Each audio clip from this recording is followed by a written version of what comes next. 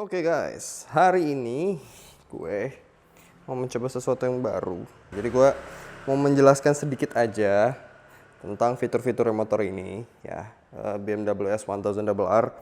Seperti yang kalian tahu, dia ini elektroniknya banyak banget, tapi karena motor ini masih baru, belum Ryan, kita lihat ya. Jadi 700 kilo lagi servis berarti baru 300-an kilo. Tuh bener kan, 353. Nah, gue cuman mau bahas sedikit aja sih tentang fitur-fitur yang ada di motor ini. Ya, fitur-fitur elektroniknya. Ini belum semua, tapi sesudah di unlock pun sebenarnya prinsip dasarnya sama aja. Cuman ada lebih banyak opsi aja gitu aja. Dan mungkin kita mulai dari yang gampang deh. Oke, jadi di motor ini ya, versi unlocknya pun sudah ada beberapa mode, beberapa riding mode. Nah, gantinya itu dari sini ya. Ini kalian tekan, itu keluar. Ada rain, sport, sama race. Nah, rain itu yang paling kalem, sport, sport yang agak nengah gitulah, yang di atasnya rain. Dan race itu sebenarnya yang yang direkomend untuk di jalan sih, karena dia traction control masih aktif, tapi power juga ngasih gede gitu loh. Gue nggak tahu ya apakah udah dikasih full atau belum, tapi kayaknya belum. And ya, itu untuk riding mode. Nah, kalau kalian lihat ya, di sini tuh banyak banget kayak gini-ginian. Oke. Paling gampang ini adalah ini satuan unitnya, kilometer per hour. Ini riding mode, ini gigi ya, gear indicator. Sama ada neutral indicator sini. Ini odometer, odometer siapa sih? Speedometer. Nah, ini yang keren. Dua ini ada max 0 derajat yang kiri dan 0 derajat yang kanan. Ini dua ini adalah lean angle sensor. Jadi kalau misalkan lagi di jalan, ini harus jalan dulu tapi ya, motor lagi di jalan terus kalian miring, dia tuh langsung otomatis ngebaca. Ya, ada hazardnya, berarti ini beneran moge kalau kata Jody. Lanjut, ini adalah untuk braking deh kalau gue nggak salah. Jadi seberapa kuat kalian brakingnya ya, ada 4 meter per second square, I don't know. Di sini ada temperatur, ini temperatur udara di sekitar ya. Sebenarnya ini nggak terlalu akurat karena penempatan sensornya itu agak, menurut gue ya, agak terlalu dekat ke mesin. Jadi terkadang tuh dia ngebaca agak sedikit lebih panas daripada aslinya, tapi I don't know juga deh. Nah, ini 00 derajat yang di atas, ini gue aktifin tapi gue lupa apaan. Oke, yang bawah jam. Ya, kalau yang di kanan itu sebenarnya nggak terlalu banyak, cuman ada ya ini kill switch ya. Terus di atasnya ini buat heated grips. Heated gripsnya dulu ya dibahas ya. Jadi heated grips kalau gue pencet sekali, dia akan muncul tuh.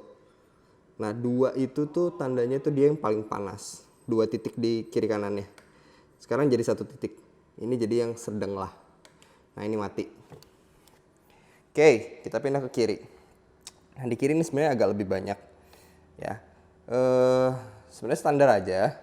Yang standar tuh ya ini lampu sen ya, kiri kanan matiin.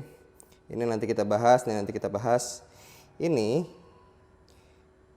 adalah ABS. Jadi ini sebenarnya bisa buat nyalain atau matiin ABS. Gue lupa bisa on the move atau enggak, tapi kayaknya nggak bisa deh, harus berhenti baru bisa lo nyalain matiin. Tapi kenapa lo mau matiin sih gue nggak tahu ya. For whatever reason, gue sih nggak akan pernah matiin karena udah dapet. Dan ini untuk mobil zaman sekarang kan udah rata-rata standar ya ABS. Ini adalah fitur yang sangat penting ya, khususnya untuk city riding. Ini fitur yang sangat penting. Jadi gue sih tidak menyarankan untuk dimatiin, tapi bisa. Ini lampu hazard ya sih. Terus nah ini itu adalah cruise control. Yes, cruise control di motor sport, lucu ya. Cuman memang ini peruntukannya kalau untuk di luar, di Eropa, ini orang sering banget pakai untuk commuting. Dan mereka kalau commuting lewat tol gitu, ini enak banget. Karena lu tinggal cara ngaktifin itu gini. Misalkan kita lagi di posisi jalan ya. Kita lagi jalan. Anggaplah lagi lari 60, 70 ya. Ini ada batas minimum kecepatannya. Gue lupa deh di handbook tuh kalau nggak salah minimumnya itu 40 km per jam. Baru bisa nyala cruise controlnya. Jadi nyala ini misalkan kalian lagi lari 60 nih. Ya udah tinggal tek.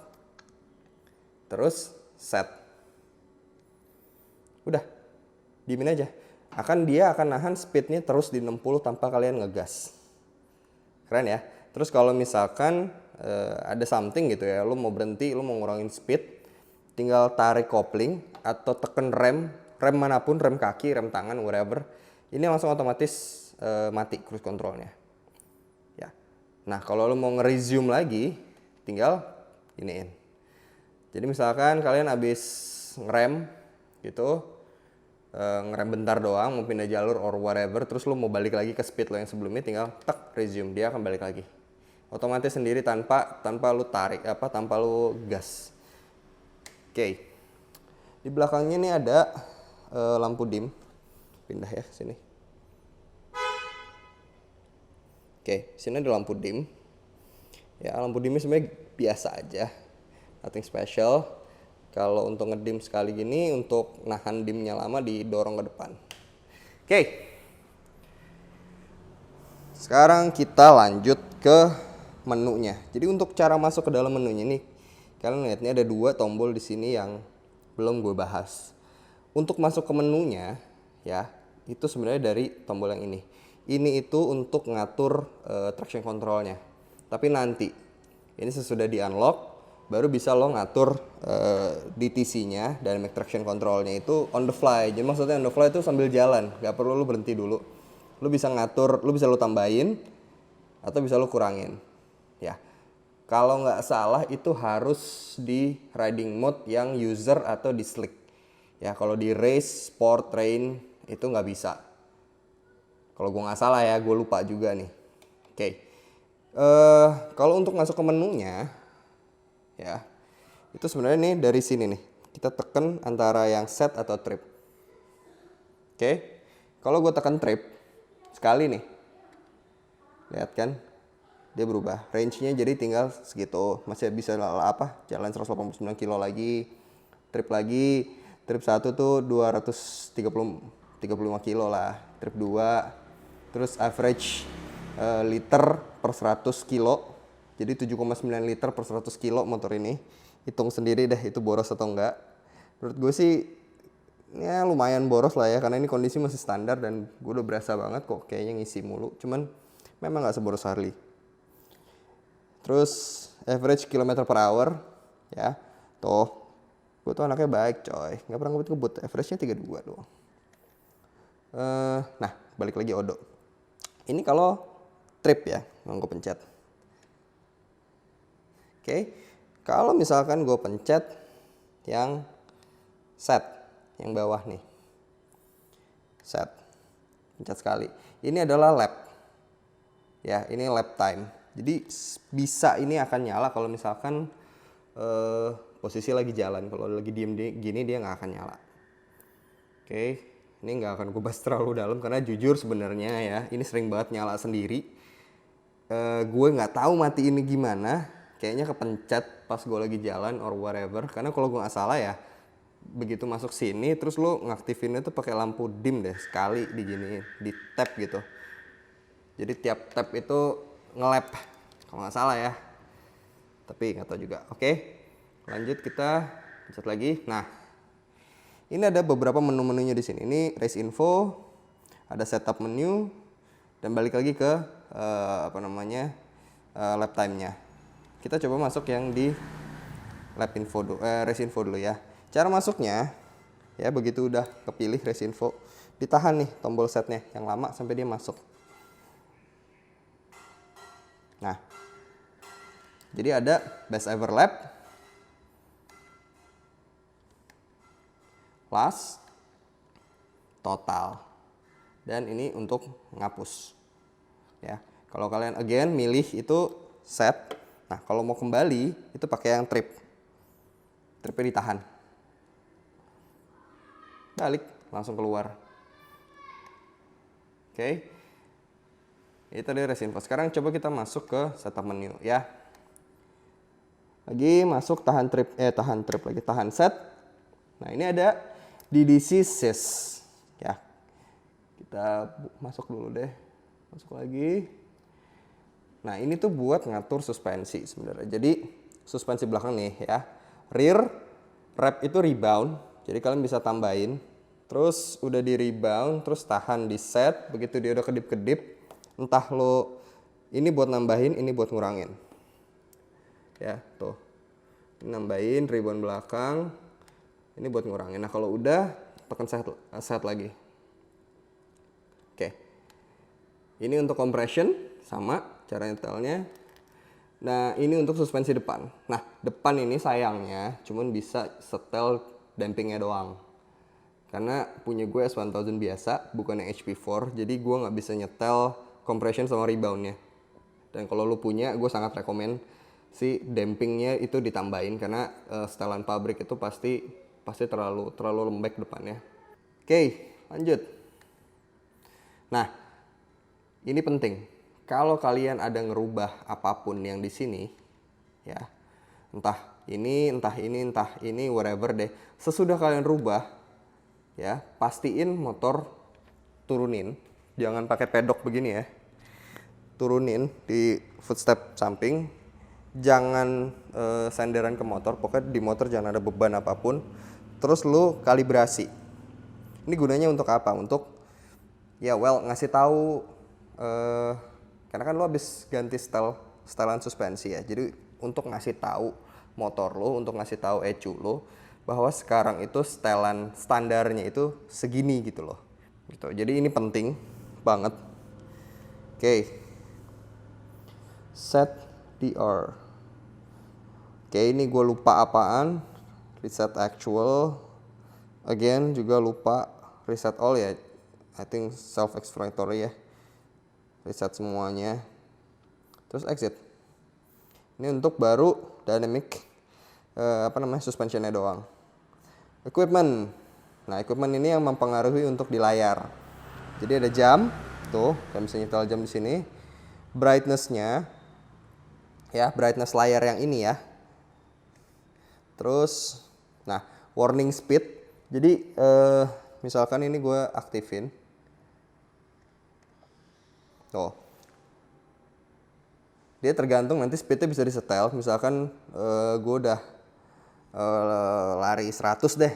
Begitu 100 km per jam ini kedip. Jadi bukan cuman buat gear shift indicator ya, tapi juga buat speed warning gitu deh. Oke. Nah, ini lamp. Sebenarnya ini untuk jadi sensor untuk lampu, tapi bukan lampu yang ini ya. Jadi dia tuh sensor untuk lampu depan, lampu sen, lampu belakang. Jadi misalkan ada lampu yang putus, ya, gue lupa akan muncul di mana. Kalau nggak salah sih akan muncul di MID yang di sini ya, Multi Information Display yang di tengah. Dia akan muncul kayak gambar sensor gitu, yang ngasih tauin bahwa lampu lo ada yang putus satu gitu loh. Canggih banget ya. Dan ini bisa dimatiin kalau misalkan untuk track day kan pasti segala bagian kaca-kaca itu kan pasti ditutup ya di lakban atau apa. Jadi lampu itu pasti dicopot ya. Jadi biar sensornya itu nggak nyala, ini bisa kita matiin. Tapi karena gue masih pakai di jalanan, ini biarin aja nyala. Bank display. Bank display ini yang tadi gue bilang, ini lean angle sensor ya. Di sini tuh bank itu namanya, maksudnya bukan bank. Ini bank itu sudut kemiringan ya. Ini bisa di setel, ini setelannya itu untuk sensitivitasnya. Jadi mid, fast, atau mati, atau slow. Nah, gue pakai yang mid aja. Kalau fast tuh dia bener-bener actual. Nah, kalau mid itu dia agak telat gitu deh, bukan agak telat ya, agak begitu gue udah selesai, jadi miring, belok nih, set, miring, tegak lagi baru dia ngebaca berapa. Kalau fast itu di saat lagi miring pun langsung kelihatan gitu loh. Kayaknya sih ya, selama ini sih di gue begitu. Oke, lanjut. Oke, nah ini untuk brake-nya tadi yang gue bilang, yang di sini. Brakingnya itu seberapa seberapa keras. Kayak kalau lu pada pernah main Gran Turismo, kan kayak ada brake power indicator gitu loh. Seberapa keras kalian braking, seberapa dalam kalian accelerating, gitu-gitu. Ini bukan G sensor, mirip tapi ya untuk rem doang. On units. Oh, ini untuk, nah ini. Jadi kalian bisa ngatur speednya itu munculnya mph atau kmh. Karena kita di Indonesia kmh ya. Terus odonya itu pakai kilometer atau mil. Actually gue penasaran, iya bener. km sama miles. Nah, temperaturnya itu mau pakai Celsius atau Fahrenheit. Terus ininya tuh mau pakai liter per 100 kilo. Terus jamnya itu 24 jam atau 12 jam. Oke, kita keluar lagi. Ini mode yang lain lagi, setup untuk racetrack. Oke, nah GSL ini gear shift indicatornya. Jadi dia nyala ketika, ini belum gue ganti ya, masih standarnya dari sananya masih segini. Mungkin nanti gue pasang akan agak lebih tinggi lagi, mungkin di sekitar 12 ribuan ya. Terus off-nya itu lampunya ini ntar dia kedip-kedip ini, matinya itu di RPM berapa, bisa setel juga. Keterangannya, brightness, dan frekuensinya. Frekuensinya tuh, nah ini 8 Hz, ini 4 Hz. Atau dia tek nyala doang. Ya karena gue senengnya yang begini, jadi kita pakai yang ini. Ini sebenarnya banyak yang gue juga sebenarnya nggak terlalu ngerti ya. Nah ini untuk speed limiter. Kalau lagi jalan tinggal tekan ini aja nih, tombol tombol startnya. Ntar dia akan ngelimit di 3500 rpm terus. And yeah, I think harusnya, nah ini untuk ngereset setelan motor semua ke setelan pabrik. And ya, dan selesai. Jadi gimana ya, motor ini tuh sebenarnya super cutting edge banget ya. Dan gue sendiri pun masih belum terlalu paham banget karena yang gue bilang itu manual book ini tebel banget. Dan gimana ya, gue orangnya lebih gampang belajar langsung gitu loh, on the go, daripada gue baca. Gue bingung malah kalau gue baca. Oke, so I think nanti akan gue update sesudah ini motor di unlock ya. Berarti sesudah servis pertama ya, berarti harus nunggu sampai 1000 kilo dulu. Karena tadi kalian baru lihat tuh baru 350-an kilo. Ya ditunggu aja, semoga cepat. Gila ya, 20 menit fitur, nyaris 20 menit. Dan ini belum unlock. Gila sih, ini motor benar-benar memang yang namanya punya fitur tuh nggak nanggung-nanggung gitu loh. Dan untuk yang versi 2020-nya, gue belum pernah nge-review sampai sedalam ini. Cuman kayaknya sih fiturnya sama dan lebih malah. Ya karena displaynya TFT-nya itu keren banget, bisa connect ke HP gitu katanya. Gue kurang ngerti juga, nanti deh kalau ada kesempatan bisa nyobain. Nanti akan gue bikinin videonya lagi. But until then, thank you guys for watching and I'll see you guys in the next video. Bye bye.